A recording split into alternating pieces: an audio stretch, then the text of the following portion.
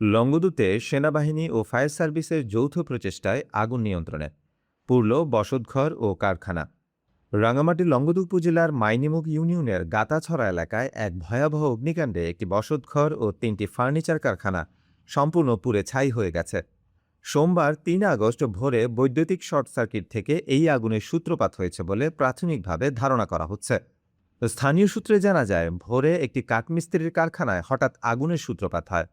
Furniture কারখানায় দাহ্য সামগ্রী থাকায় মুহূর্তের মধ্যেই আগুন পার্শ্ববর্তী আরও 2টি ফার্নিচার কারখানা ও একটি বসতঘরে ছড়িয়ে পড়ে। আগুন দ্রুত ভয়াবহ রূপ নিলে পুরো এলাকা ধোঁয়ায় আচ্ছন্ন হয়ে পড়ে এবং চাঞ্চল্যের সৃষ্টি হয়।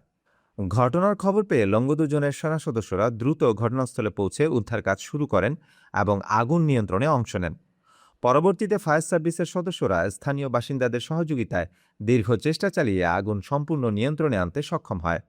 এ ঘটনায় অলৌকিকভাবে কোনো হতাহতের ঘটনা ঘটেনি, তবে আগুনে ক্ষতিগ্রস্তদের আনুমানিক 80 লাখ থেকে 1 কোটি টাকার ক্ষয়ক্ষতি হয়েছে বলে প্রাথমিক তথ্যে জানা গেছে।